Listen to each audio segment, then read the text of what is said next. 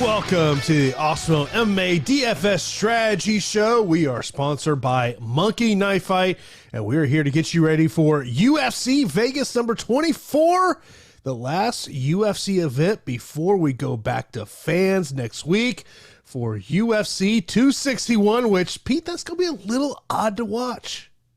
Yeah, it's a little bittersweet, right? Like for me, as the MMA purist, I love it where it's just silence and you just focus on the fight. But I do understand that having fans in attendance helps the company. It's exciting when you see fans' reactions and everything. But, you know, I really appreciated this time where it's been more, in the spotlight with silence and more like focus on what's going on in the cage.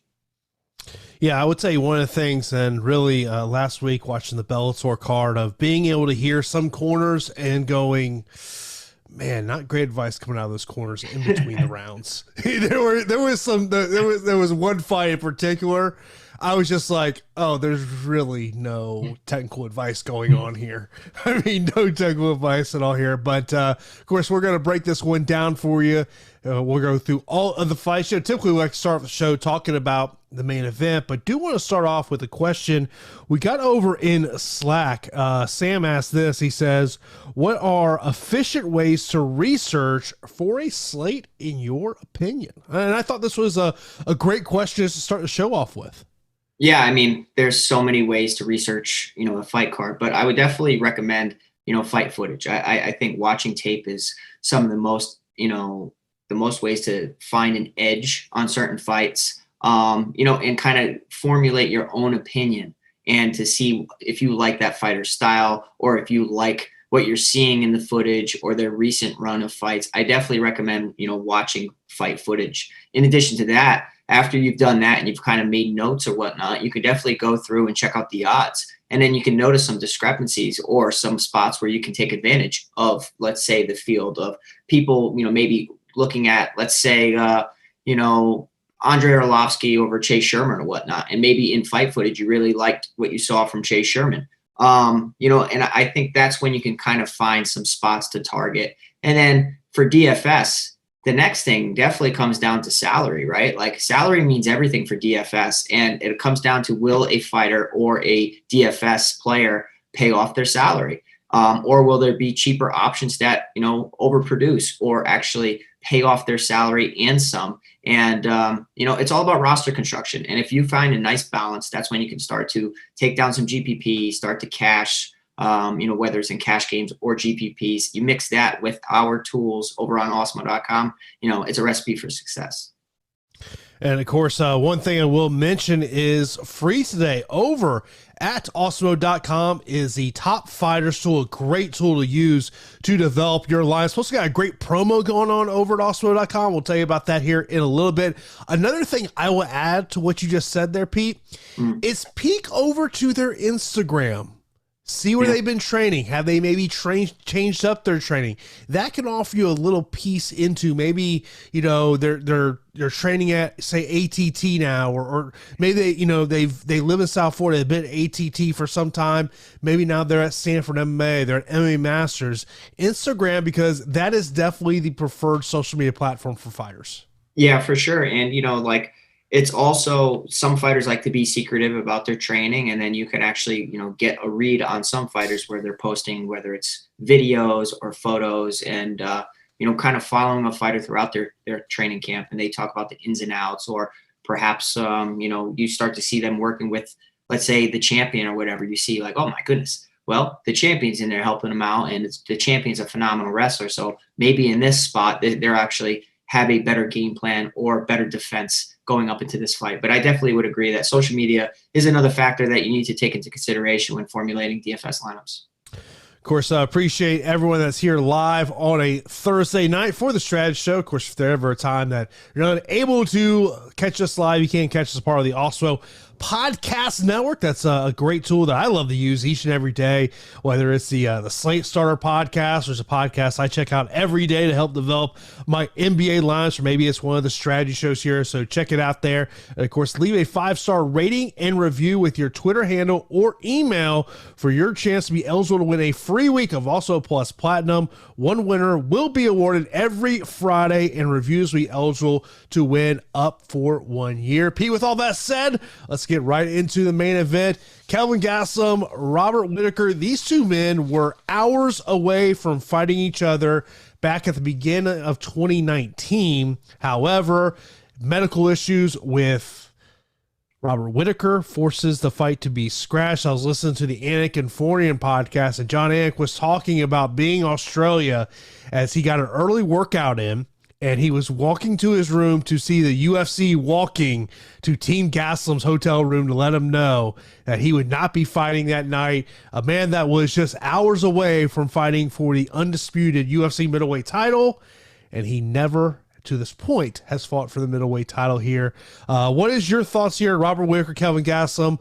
Robert Whittaker, a 2.5 to 1 betting favorite, plus 210 on the other side for Kevin Gastelum.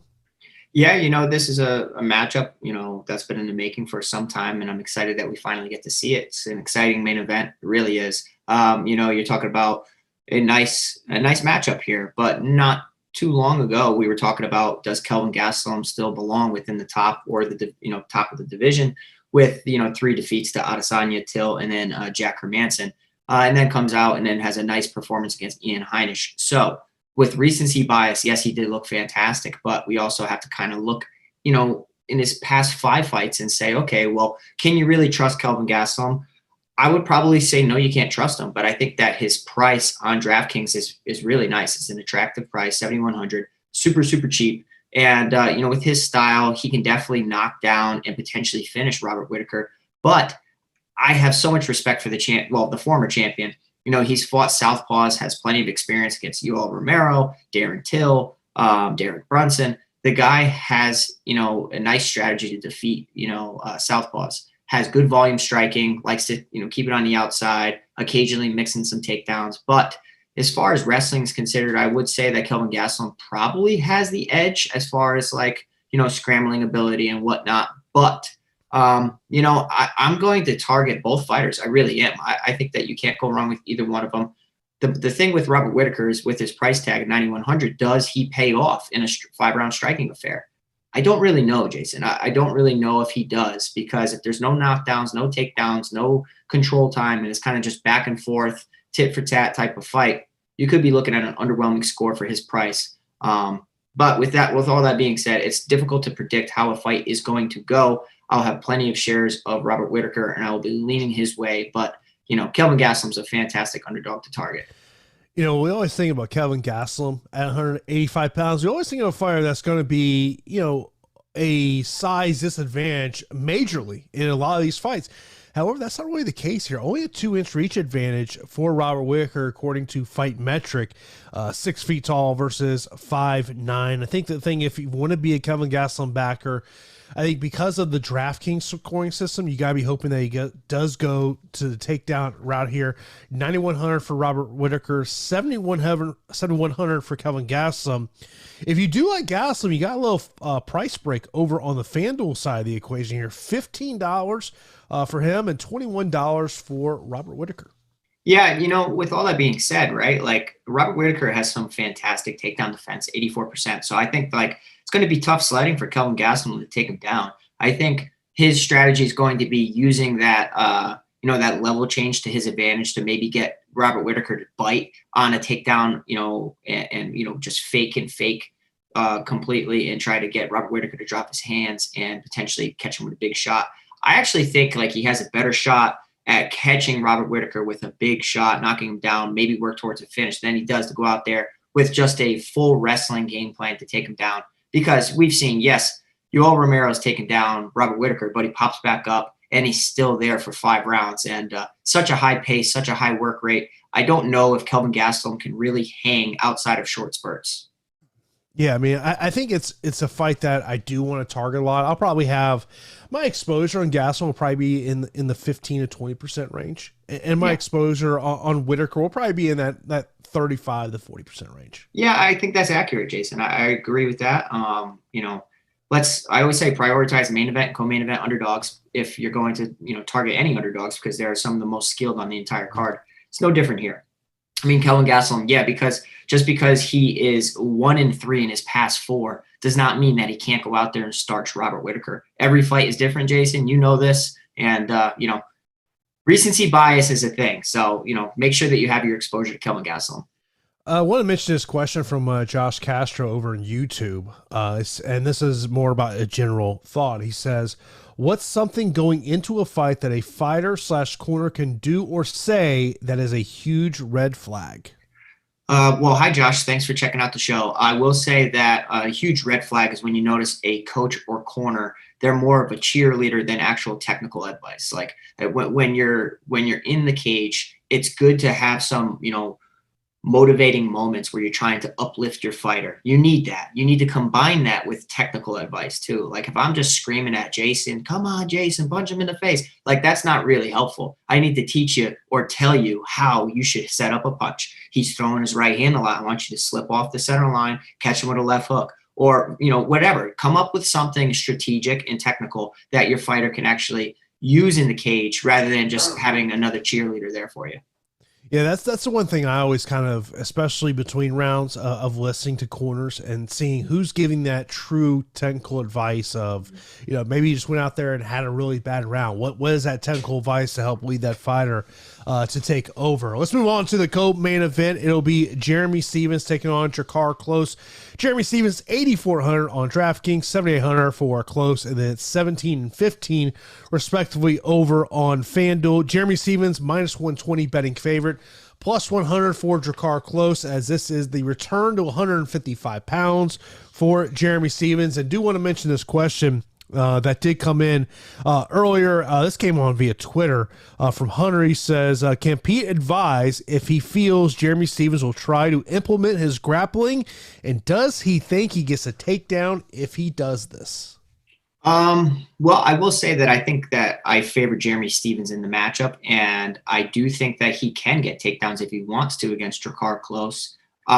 They both have pretty decent takedown defense, 65% for Jeremy Stephens, 68% for Drakkar Klose. I will say that Jeremy Stephens seems to have more variety of his strikes, lots of good leg kicks, big power shots, whereas Drakkar Klose is probably more of the pop shot and type of fighter in this matchup. I do think that if things get ugly, Jeremy Stephens could impress with takedowns in his grappling because the guy has a tremendous amount of experience.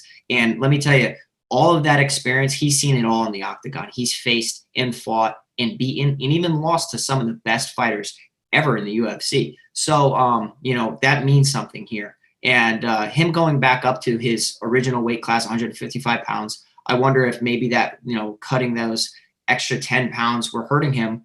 And it's been quite some time since he's tasted victory. He's tasted defeat quite often on a pretty big losing streak.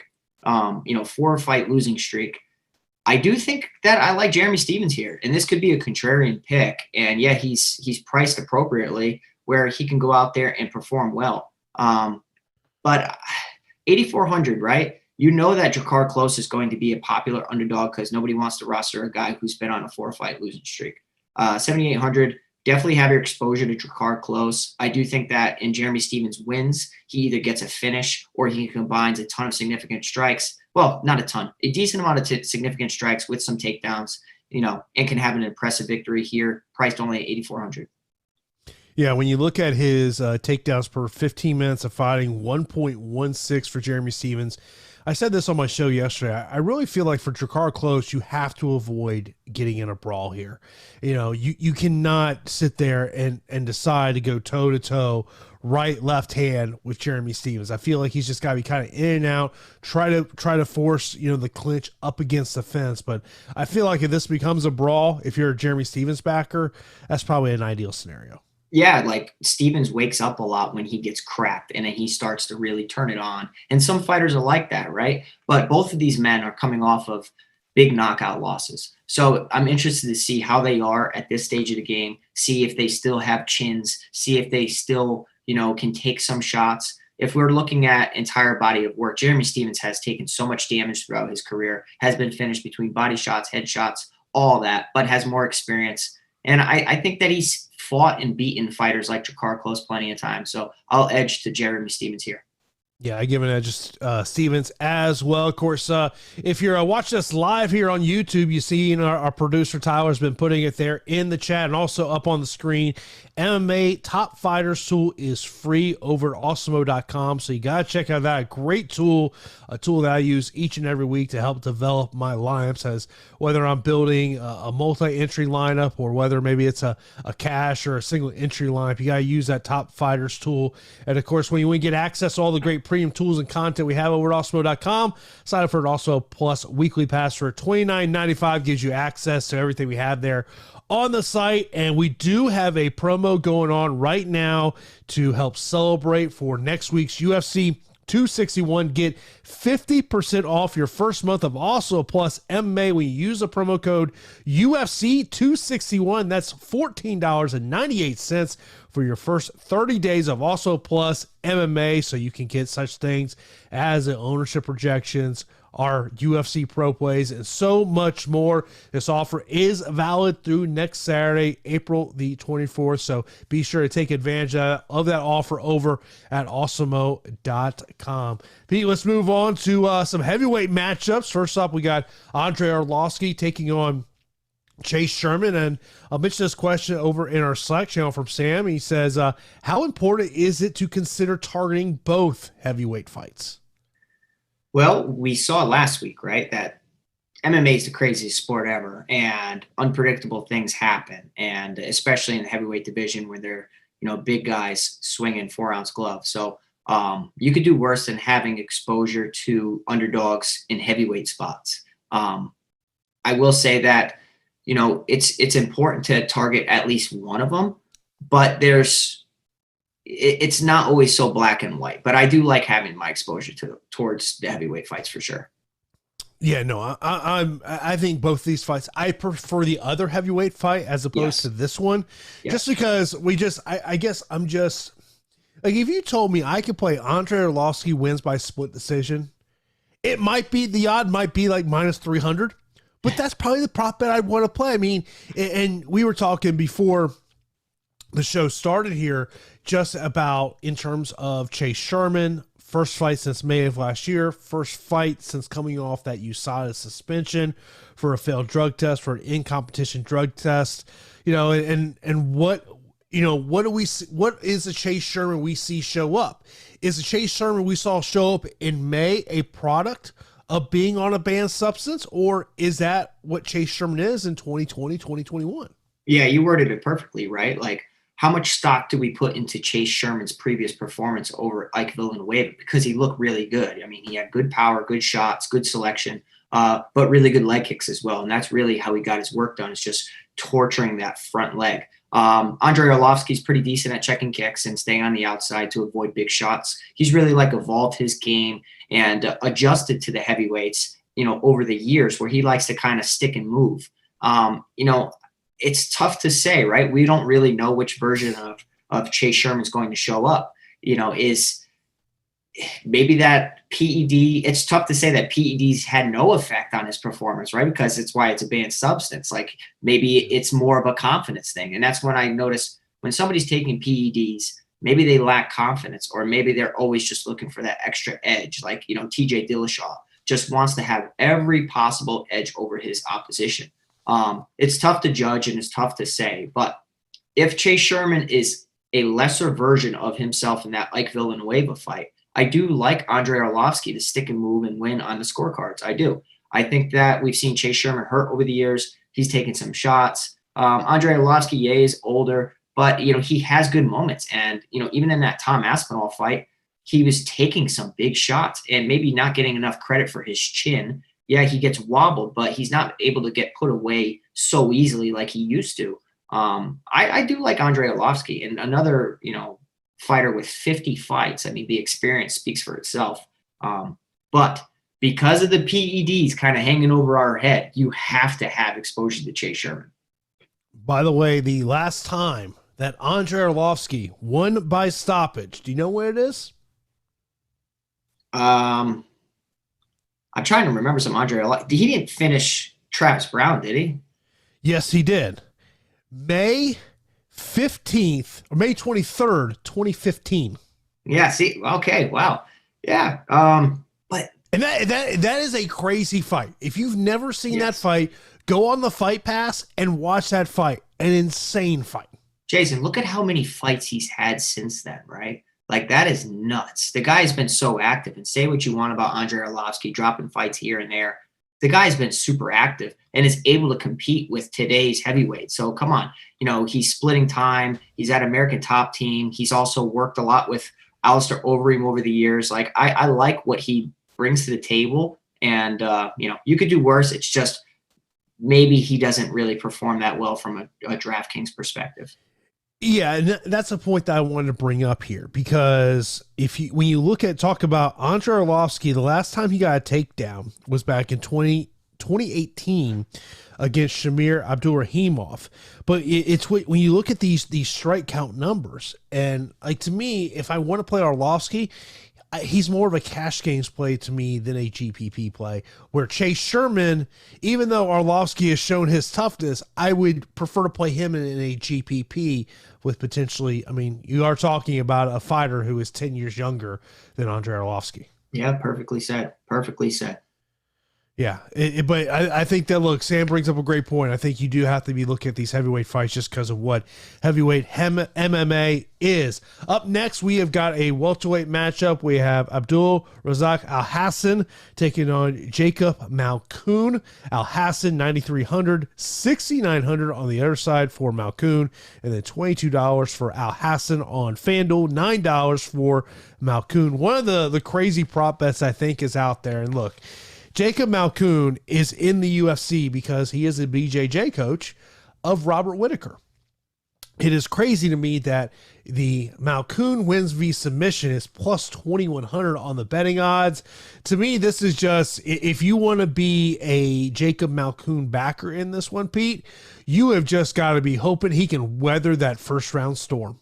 Yeah, weather that storm, not get hit with anything, and look for the takedowns immediately. Like, Jacob Malkoun is just this unknown guy, like, for us DFS players, like, because we really only got to see 18 seconds in his previous fight against Phil Hawes. And, there's so many questions regarding him, right? Like, regional tape is underwhelming.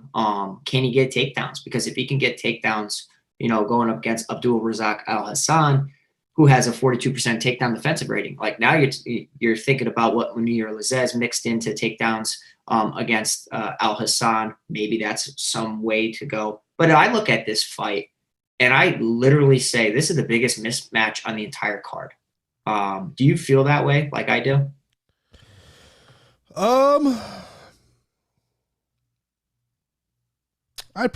would agree with that. Yeah, I mean, so it's kind of like a get right Al-Hassan fight, right? Like, man, you're dropped 2 in a row. You were our guy. You were finishing everybody. I mean, back-to-back wins over Hamasi, Price. Guy, when he wins, he puts people away and knocks them out in brutal fashion. Unfortunately, against Chaos Williams, he got caught and knocked out in devastating fashion. And it's kind of like, where is he at now? Can he take a shot? Maybe Jacob Malkoun could come out there. He does train with Robert Whittaker, so it doesn't always work that way, like an Artem Lobov, Conor McGregor type of relationship where the guy's going to be, similar skilled. But if you're in the room with somebody, it's just you're bound to get better. You're bound to improve. But let's kind of like pump the brakes a little bit and kind of look at this from what has he seen, what has he shown us now, and what have we seen in his fights. I got to favor Abdul Razak Al-Hassan. I think he's going to put him away. I think that the price is appropriate. Could be looking at, a Francis Ngannou bonus. We'll see. But I think a knockout's coming. It definitely feels like that. Hey, let's get Al-Hassan back on target here after that loss here. So, look, I think it's definitely the right play in this one is Al Hassan. Of course, if you one thing you got to do is you got to subscribe also right here on YouTube so you can check out all the great programming we have each and every day. Hit that notification bell so you know when a new show is live here on the channel. We start early every morning, 6:30. You got Josh with the process as he goes through breaking down. That's a great, I'm an early riser, Pete. I'm an early riser. I sit there and I'm usually one of the people that's sitting there watching Josh as he's putting together everything and how he puts together everything he does NBA wise. So you gotta check out that. So you gotta subscribe here to the channel, and of course be sure to do us a favor, hit that thumbs up. That does help us a lot as well. Let's move on to the next fight. We got Luis Pena taking on Alex Munoz. 8,700 for Pena, 7,500 for Munoz. Luis Pena a -150 betting favorite in this one, plus 130 coming on the other side. How do you trust Luis Pena as a betting favorite? Yeah, it's not like he's a crazy favorite. But like, it's tough to trust Luis Pena because he's let me down so many times, right? Like, he's kind of a guy from the Ultimate Fighter into his UFC tenure where he hasn't really materialized into what we thought he was. We thought that he was a specimen for being 6'3", fighting within the division, 75-inch reach, like has so much length compared to his opponents. And, in his fights, he's been somewhat underwhelming, right? Like he's had good performances, but let's look at some of the victories. Win over Peterson, Wyman, and Steve Garcia. Does he really belong within the UFC when he's losing to Kama Worthy, Matt Favola, both good fighters, right? It's just tough to trust. Now, I do feel like this is a sneaky GPP fight because either Luis Pena keeps the fight on the feet and potentially works towards a finish over Alexander Munoz, or Munoz takes Luis Pena to Takedown City because Alexander Munoz is, one of the wrestling coaches over at Team Alpha Male and is an accredited wrestler, phenomenal wrestling. Was previously matched up against Nasrat Haqparast, which was a crazy mismatch, like a little too much too soon. I don't know why they accepted that fight, but Haqparast wasn't able to put him away. And that gives me confidence here that Alexander Munoz can take whatever Luis Pena has and take him down, because Luis Pena does like to resort to takedowns as well to solidify rounds. He's okay with, engaging in a clinch. And when he does that against Alexander Munoz, I think that he's going to get taken down quite a bit. And we could be looking at a nice little slate breaker performance here, pretty cheap too. Like I really like him here, and I'm going to be targeting Munoz quite a bit. 7,500, say less. Yeah, you talk about when your UFC debut is against Haqparast. That's a tough draw after winning on the Contender Series. Luis Pena is just one of those guys that I think you had high hopes for. When you just look at his physical stature, especially when he was fighting at 145, that was a stature that you were really interested in here. But when I'm looking at who are we going to target as those under 8,000 options on DraftKings, to me Alex Munoz is one of them, and at $12. This could be a fight that maybe you do have to target on Fanduel because of potential takedown defenses. Yeah, it's a great point. And what Alex Munoz is going to do. Like he likes to strike, and he's been working at CSA a lot, which is a very, like one of the best striking gyms or in the United States, if not the world. And he's been really working on his craft there for years, splitting time between that and Team Alpha Male. They have a good relationship with all the fighters from Team Alpha Male cross training at CSA.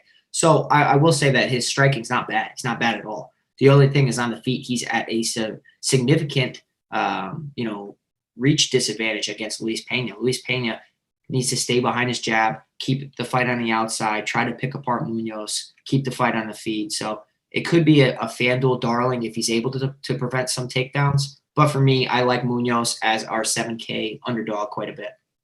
You talk about working them hands. I can't help you. Move your hands up. Am I seeing little scuff marks on the knuckles over here? Yeah, we get some work in at Rodgers Mixed Martial Arts Academy over there. Yeah, always, bro. Yeah, we're grinding over here. I got called. My buddy has a big fight in Bellator, so I'm a striking coach. So I've been working with him a lot. I'm excited, man. I saw the fight. Yeah, it's a big fight. It's out there. Is it? I don't know. I don't know if it is, but it's a big fight. I'm excited. Yeah, Syed. Yeah, it's out there. Yeah, it's out there. Because you had mentioned it to me, and then I saw like a couple hours later. Yeah. Yeah, it's a huge fight, man. I'm pumped. But yeah, I've been training, man. Been training, been grinding, breaking down film for you guys. I'm excited for these fights. Last weekend was cool. It was some good fights, but I get to see my boy Romanov this week, Jason. We're going to get to Romanov here in a moment. Before we get to there, let's talk Tracy Cortez and Justine Kish. Tracy Cortez, 9,000, 7,200 for Justine Kish. This is one of those fights that, like, in terms of GPPs, I don't see me having much shares of it. I think this has got 15 minutes written all over it.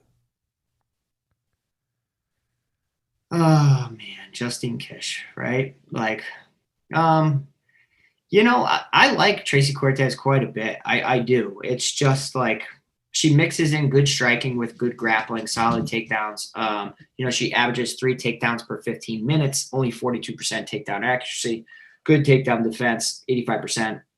Justine Kish's takedown defense is 55%. I could see where Justine Kish will have some moments, but she'll probably want to keep this fight on the feet. But I think she'll be outgunned on the feet. Could get out grappled as well, coming off a submission defeat to Sabina Mazo that had a victory over Pudilova and a loss to Kim. Tracy Cortez clearly the A side of this fight, but in women's MMA, anything can happen. I think the UFC is starting to see that they could put some stock into Tracy Cortez and as a potential fighter that can actually get some notoriety within the division. And she has the skills to back it up, comes from a solid team. So I like Tracy Cortez quite a bit, but outside of getting a finish, does she pay off her price tag? Yeah, that 9,000 price tag. You got to have the finish. And I feel like if it is a striking affair, is how does Tracy Cortez become optimal? Well, okay, so let's look at it. When Tracy Cortez fought Mello, 79 significant strikes, 2 takedowns, 9 minutes of control time, 155 total strikes. She scored 103 points. Jason, if she gets north of 95 points, that's fine for her salary. She'll just obviously have to replicate that. And against Justine Kish, I do think that there's opportunity for it. And Tracy Cortez now down 125 pounds, I think is the other part of this. And where you do have to look at those weigh-ins. What does she look like on the scale? But this is just not a fight that I would say that I have a ton of intrigue when it comes to, the DFS side of the equation. Of course, this is the Awesemo DFS strategy show, and we are sponsored by Monkey Knife Fight. Head over to monkeyknifefight.com for their player prop contest. And with Monkey Knife Fight, you are in charge. And be sure to use that promo code Awesemo when you sign up. You get an instant first match deposit of up to $50.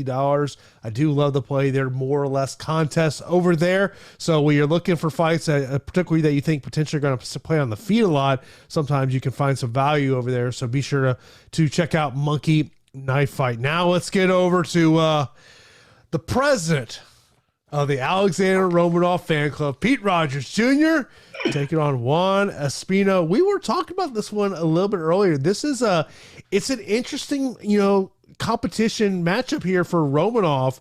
And one thing you do with Espino's ground abilities, I think the only concern I have is what happens if Espino can get in top position.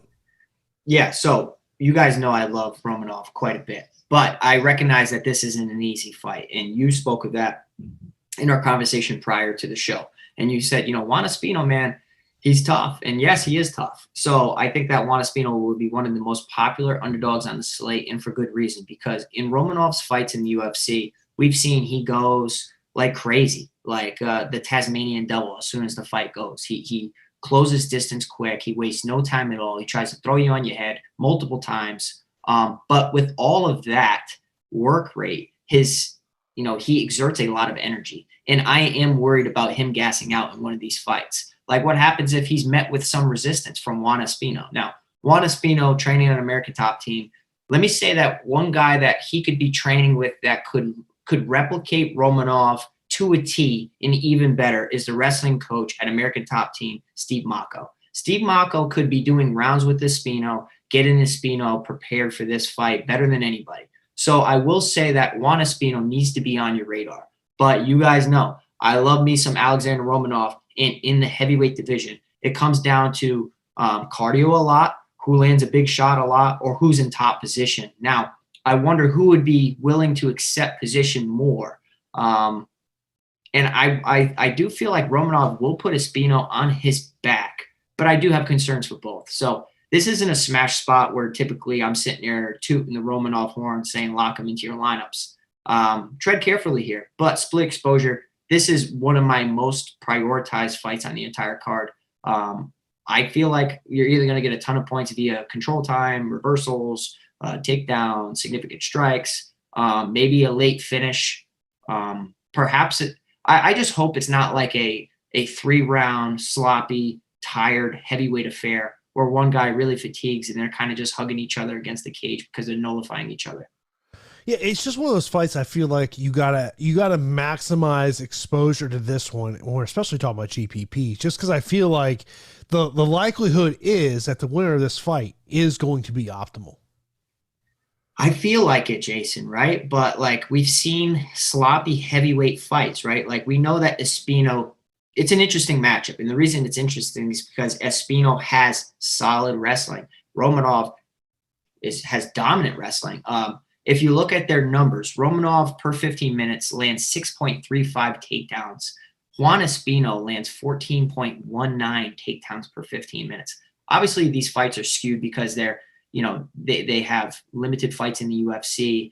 Total fight time, average fight time for Romanov in the UFC, 7 minutes. Average fight time for Juan Espino, 3 minutes and 42 seconds. So I'll be smashing exposure to this fight. I will still lean with Romanov because I feel like he's undefeated, and his ground and pound is what I think will separate him from a lot of heavyweight fighters within the division. But I do have my concerns. Espino, 40 years old. That's Yes. Obviously he's an older heavyweight, but that takedown ability and what he can do on the ground, he is special on the ground. Matt over our Slack channel says, if Romanov destroys Espino, unexpected, can we crown him a real contender? Yeah. So like with guys like this, like how old is Romanov? He's got to be somewhat young, right? Let me see. 30. Yeah, but for heavyweights, that's young, right? Like heavyweights, you could be 40 years old and making a run. I will say that Romanov should be brought along. This is a tough matchup, right? So like this fight, if he gets a victory or smashes Juan Espino, you can't argue him a fighter within the top 15, if not the top 10.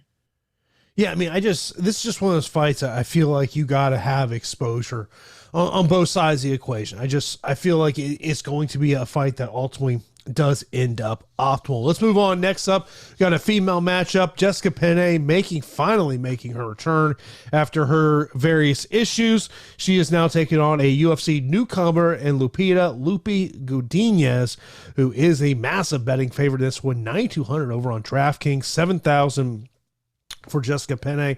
I've had a chance to talk to Godinez on a pair of occasions now. She is a striker. She trains up in Canada, but she has been in Denver. When I spoke to her last week, I asked her when she got the call for this fight that she was shopping in Costco, which after the fact, I should have said, so what were you shopping for? I missed the natural follow-up question. Yeah. But this is, I mean, look, she's a striker. I do like the prop bet of Godinez to win by TKO KO plus 500. I do think if it does happen later on in the fight. The only concern that you really have seen with Godinez on film is, as you know, when the fight has made it to later, more notably 4th and 5th rounds, you do have maybe some questions about the gas tank there. But I think there's a lot of questions on Jessica Penney. Long time inactivity. What does she look like? Losing out on the prime of her career. To me, I think this is about the young up and coming fighter here in Godinez. Yeah, I'm interested in this matchup. I wish that Godinez wasn't priced so high, right? Because then I would probably recommend playing her at 9,200. It's tough to really recommend it because she's going up against Jessica Penney, who had a full fight camp. And, Godinez, I look at her record. I'm like, who has she really fought? Okay, well, she has a very impressive victory over Vanessa Demopoulos. Like, that was a nice showing. In her amateur career, she has some victories over Sam Hughes. So that's interesting as well. She has tons of amateur experience, which is always nice to see, right? Because she's had her time in the cage. And I will say that up against Jessica Penney, like the girl had skills and the girl was on the Ultimate Fighter for a reason. She has some big wins, and you might laugh at this one.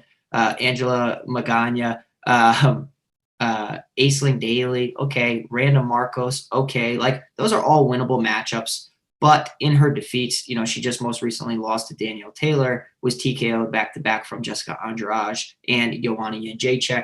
Now, it took Joanna and Jessica Andrade 3 rounds to TKO her, and then Andrade in the second round. So, I mean, if Godinez goes out here and kind of cuts through Jessica Penney like a hot knife through butter, then this girl's legit, and I do think that she is talented, and Jessica Penney is probably done. I predict this fight's going to go the distance. Jessica Penney will obviously look to take it to the mat, but I do think that she could be met with some strong takedown defense from Godinez, who does seem like she's well-rounded.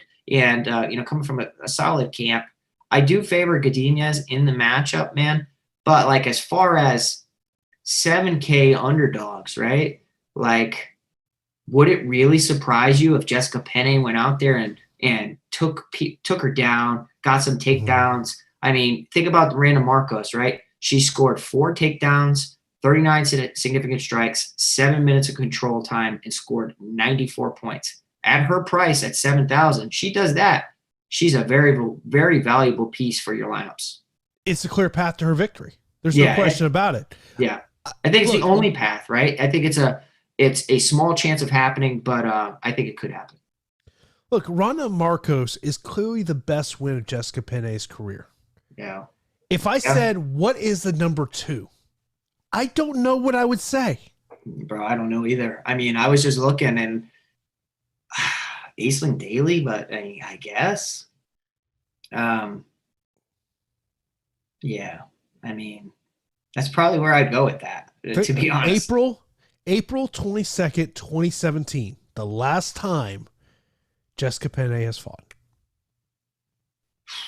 That's quite some time. But throughout that time, I will say, right? So we know that we like Lupita Godinez in the matchup, right? Everybody listening to this show, we know that Godinez should win this fight, and she's probably, thought of as a nice fighter for the UFC. I will say that Jessica Penney is surrounded by Angela Hill almost all the time. Like, she's a main training partner with her, likes to train with her a lot.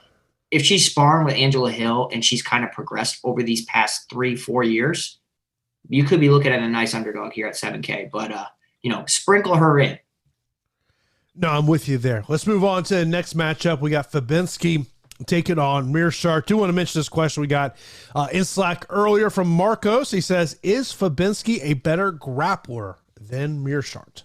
So one of the toughest things to tell when you're doing tape study is how a fighter's hips are. You can kind of see how a fighter's hips are, but hips determine a lot when it comes to scrambles and it comes to getting takedowns or preventing takedowns. I will say that Gerald Meerschaert, like, he's not the better wrestler. He's not the better wrestler. Fabinski is definitely the better wrestler. It's just like Fabinski's kryptonite is when he's paired up against submission artists. And guess what? He's paired up against a submission artist in Gerald Meerschaert, who has most of his 31 victories coming via way of submission. The guy is a crafty submission artist. And, I think that Fabinski needs to be on his P's and Q's. Now, this is another fight that I will be hammering exposure to, because for me, I think this is a sneaky fight. You have Gerald Meerschaert. What's he at? 7,900. I think that's interesting. I think that, Fabinski at 8,300, that's interesting. Both of these fighters at their respective salaries could break the slate. Fabinski could score 6-7 takedowns here, avoid an armbar, avoid a triangle, avoid getting his neck stuck out there and getting caught in a submission, and win a decision en route to a 100-point victory. But, he could easily get caught by Gerald Meerschaert. So since Gerald Meerschaert's under that 8K range, he has to be one of your most prioritized underdogs on the slate, and he's priced like it. Yeah. Interesting press release I just got. Okay. Looks like Rich Chow is got a new job. Okay. Yeah, just got a press release says Rich Chow has been named the VP of Wimp to Warrior. joining the company April 19th after previously serving as VP of Talent Relations for Bellator. Okay. Interesting news. That's interesting news on the MMA landscape. I have to make some calls after show's over. I'm gonna have to make some calls. Okay. But Mearshart, my also question is, how does he bounce back? After what we saw against the fight against Chimaev, and I do think, as terms of GPP, I think this is one fight that definitely sticks out to me. Yeah, for sure. I mean, it's all about how does a fighter rebound from a highlight defeat, losing to Chimaev like that. Previous to that, getting knocked out against Ian Heinisch. He has one clear path to victory. It's, catch Bartosz Fabinski in a submission. And, at 7,900, I'll definitely consider him. But Fabinski will have plenty of exposure to as well. Yeah, definitely something. Then we got a female matchup. Nunez taking on Zara. 7,600. Nunez 8,600. And then $14 and $15 respectively over on Fanduel. What's your take on this one? Yeah, you know what, man? Josiane Nunez is like a Thai fighter. She really likes to keep the fight on the feet, looks for a Thai plum, throws leg kicks, straight punches, decent combinations.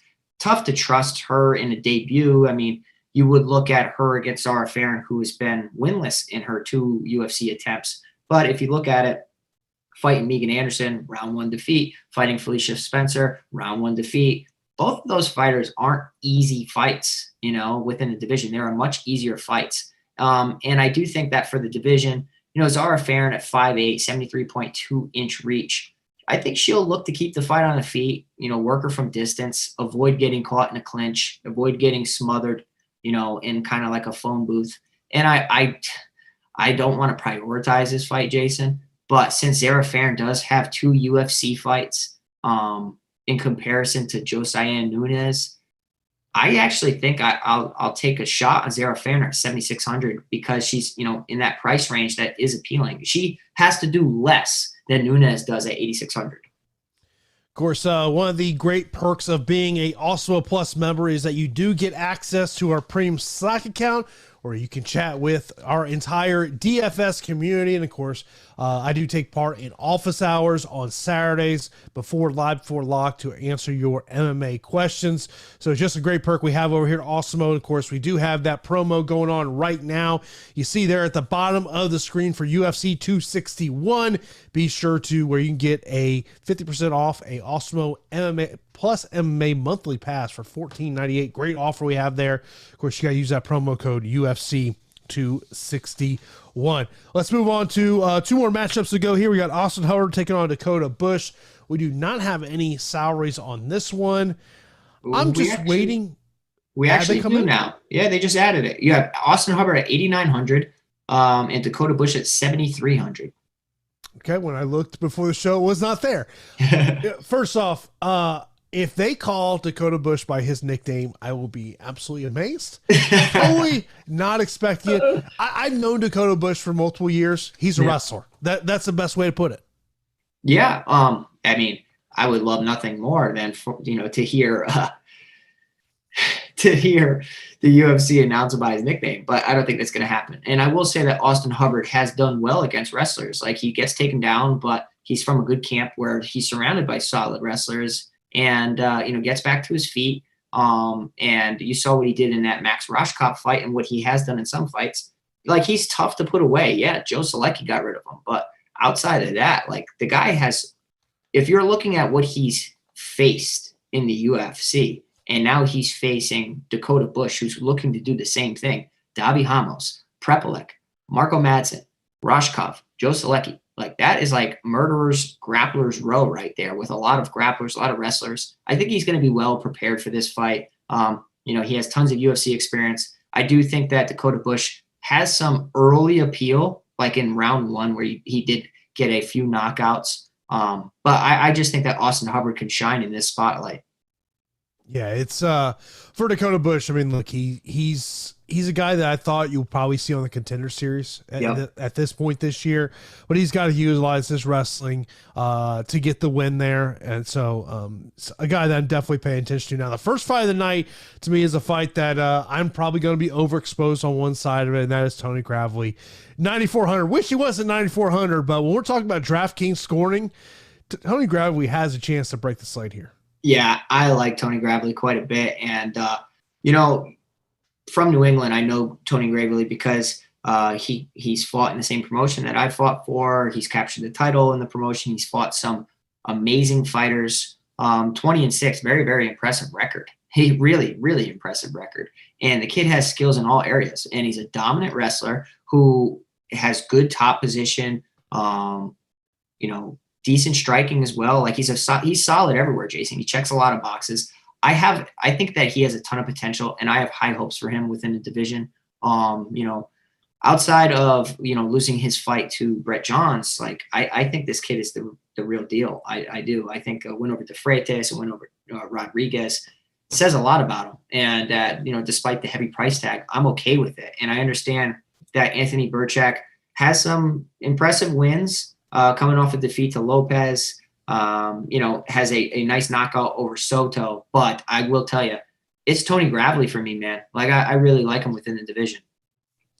Yeah, I mean, you talk about the fighters that are going to score the best on DraftKings are fighters that are going to go to takedown routes. So to me, Tony Gravely is someone that I definitely want to look forward to in terms of rostering here. Of course, be sure to head over to Awesemo.com and check out our MMA Top Fighters tool, which is free over at the site right now. You've been seeing it on the screen throughout the show. And of course, be sure to subscribe also right here on YouTube so you always know when shows are live here on the channel. Of course, myself and Pete will be back on Saturday for Live Before Lock, 4 p.m. Eastern time.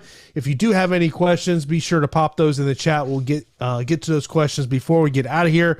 But Pete, let's go right into our straight up fight picks. These are not DFS related. Let's start at the bottom. I think we both know where we're going with the first fight. Tony Gravely. Yeah, Tony Gravely for me. Austin Hubbard, Dakota Bush. Austin Hubbard. I'm Hubbard as well. Nunez and Zahara. I will go Zara Farron. I'm going to go that way as well. Fabinski and Mearshart. We'll go Mearshart. I will go Fabinski. Godinez and Penney. I will go Godinez. Same. Godinez. I don't even have to say who you're picking because we both know you're picking Romanov. I will go Romanov as well. I don't even have to mention I don't even have to mention Juan Espino's name because, well, I know who you're going to pick. Then we got Tracy Cortez, Justine Quiche. Yeah, Cortez. Yeah, Cortez for me as well. Luis Pena, Alexander Munoz. Munoz. I'm going to go Munoz as well. Al-Hassan or Malkoun? Al-Hassan. Yeah, same there. Arlovsky and Sherman. I'm going Arlovsky. I'm going to go Sherman. Give me the younger fighter. Jeremy Stevens, Jakar Close. Stevens. I will go Stevens. And main event, Robert Whittaker and Kevin Gastelum. I'll go Whittaker. I will go Robert Whittaker as well. Sam, appreciate you earlier there in the super chat with his usual questions. So top 2 cash. Well, for cash, right? Like you need to get either Romanov or Espino because of their grab. You know what? I'll say Gravely is a nice cash play. Besides that, I will say Munoz. How about Al-Hassan? Yeah, no, I think Al-Hassan's like a no-brainer for sure. He's just expensive. Top 2 GPPs. Top 2 GPPs. It's got to be Romanov or Espino. It's got to be Gravely because of the takedown ability. That as well, yeah. Yeah. Top 2 underdogs. It is going to be Gerald Mearshart and Munoz for me. Munoz would be one for me. The other one that I would look at as a underdog will be Sherman.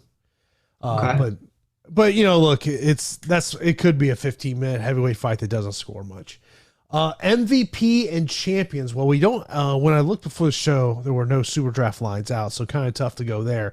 In terms of Fanduel MVP, I feel like we're just going to kind of repeat ourselves a little bit here. Gravely, Romanov / Espino winner, and potentially Al Hassan with a quick first round finish. Yeah, I would agree with that, man. Maybe if Mearshart can prevent some takedowns, not in the captain spot, but he's in an interesting spot right there because Fabinski's going to be shooting like crazy. Top inside the distance fights. I would say Al Hassan Malkoun. Yeah, easy. Romanov Espino. Fabinski Mearshart. I think it's gonna be a long night. Like there's other fights. Like I kind of think Gravely Mearshart goes a distance. Hubbard Bush. I think that's a sneaky one. Yeah, I can see Austin get it. Nunez and Farron distance. If Godinez gets a stoppage, I think it's late. I think if Penney wins, I think it's likely a decision. Agreed. Cortez Kish decision. Munoz Pena, I think, probably goes off 15 minutes. Sherman or Orlovsky, especially if Orlovsky wins, you do expect that goes 15 minutes. It's gonna be a long night. I think the co-main event could be a sneaky, inside the distance spot. Yeah. Who could break the slate? It's got to be Gravely. With this new DraftKings score, we shouldn't even say new. It's now been around a couple months now, but it's got to be. You got to find the massive takedown fighters who can break the slate. Yeah, it's like a three-way tie for me. Gravely, Romanov, Espino is like making sure you have exposure to one of them. Top leverage plays. Well, I will say that probably Burchak is one of the biggest leverage plays because Gravely is so talented and Burchak is so cheap. I really don't want any exposure to Burchak, but I get it. He does have some impressive victories between his hands and submissions.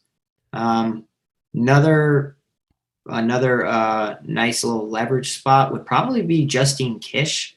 I really don't want any exposure to that as well, but from a leverage perspective, I understand it. What I'm always doing when I'm looking for leverage spots, I'm looking for fighters that we are projecting at under 20% ownership. Yeah. And who could go there. And Alex Munoz definitely is one of the ones that sticks out to me. Austin Hubbard at 8,900 becomes an interesting possible spot there if you think he can win by finish. Yeah, I think it's a sneaky spot for him. I will say another interesting leverage play, I don't have any faith in it, would be Jacob Malkoun against Al Hassan, right? Like that's a dart throw. Yeah, I mean, he's under 10% ownership. Yeah, but I think it's, the ownership's correct on that. It really is. And Jessica Penney could be a very sneaky play on FanDuel. Very sneaky play.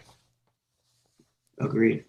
Of course, be sure to check out our Top Fighters tool, which is free over Awesemo.com. Of course, we'll be back on Saturday for Live Before Lock. If you ever have any questions, you can hit us up in Slack. Also hit us up on social media as well. Do want to thank our sponsor, Monkey Knife Fight. Be sure to head over to monkeyknifefight.com. Use that promo code Awesemo to get a instant first match deposit up to $50. So until Saturday, we will see you on then to talk about UFC Vegas number 24. Have a good night, everyone.